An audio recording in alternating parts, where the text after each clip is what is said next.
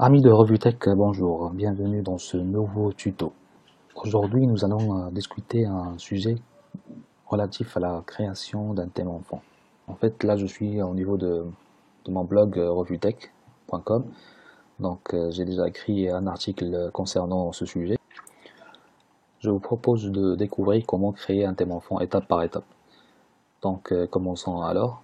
Donc, tout d'abord, pourquoi créer un thème enfant? Comme vous allez le voir dans ce tuto, en fait, c'est une chose qui est très facile à faire.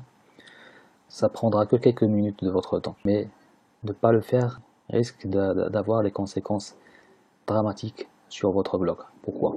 Parce que en fait, beaucoup de propriétaires de blogs ou de sites web ne le font pas. Ils préfèrent en fait modifier directement les fichiers sources de leur thème principal pour ajouter une fonctionnalité ou modifier un comportement natif d'une fonctionnalité existante ou pour personnaliser le design de leur blog. Mais cela en fait peut avoir des conséquences dramatiques dans le sens que lorsqu'ils en fait mettent à jour leur thème, toutes les modifications seront écrasées par la mise à jour et seront donc perdues. Donc le but de créer un thème enfant, en fait, c'est justement de pouvoir garder toutes les spécificités que vous souhaitez ajouter à votre thème principal dans des fichiers séparés. Ainsi, en fait, ils ne seront pas perdus lors des mises à jour. La première étape consiste à créer un dossier dans le répertoire WP Content Theme, donc avec le nom de votre thème principal, suivi en fait d'un tiret de 6 et du mot child qui signifie enfant. Pour cela, vous pouvez en fait utiliser votre client FTP préféré, par exemple FileZilla, ou y accéder via en fait le cPanel de votre hébergement mutualisé en allant dans la partie gestionnaire de fichiers, puis en explorant le dossier racine public.html, vous cliquez sur WP Contents, puis sur le dossier thème. Vous allez trouver en fait le dossier de votre thème principal, pour ma part c'est Astra, et vous allez créer un autre dossier avec, comme dit précédemment, le nom de votre dossier principal, pour moi c'est Astra, suivi d'un tiret de 6 du mot child. La deuxième étape consiste à créer un fichier function.php dans le dossier que nous venons de créer.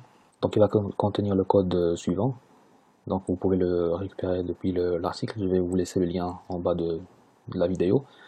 Donc voilà, en fait, le fichier, vous le déposez dans le dossier que nous venons de créer, de notre thème enfant. Donc il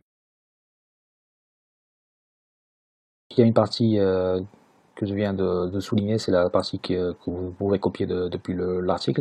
Et il y a une autre partie que j'ai ajoutée, moi, en fait, pour filtrer en fait une catégorie, pour ne pas apparaître dans la page d'accueil. Il y a un autre article dans mon blog qui parle de cette manipulation.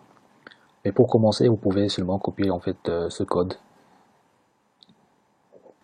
La troisième étape consiste ensuite à créer le fichier style.css qui va contenir le code suivant. Donc pareil, on va le créer dans le dossier de notre thème enfant, et vous allez copier le code présent dans l'article de mon blog. Il faut juste veiller à avoir le nom template avec le nom de votre thème principal.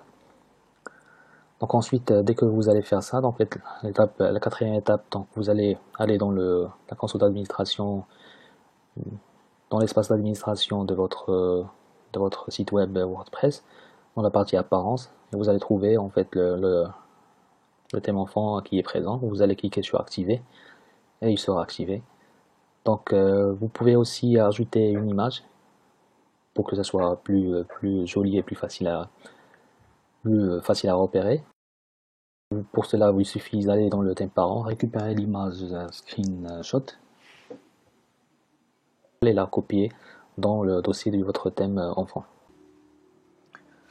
Voilà, on arrive à la fin de ce tuto. J'espère que ça a été intéressant, que vous avez appris des choses. Si c'est le cas, je vous invite à vous abonner à la chaîne et à liker la vidéo.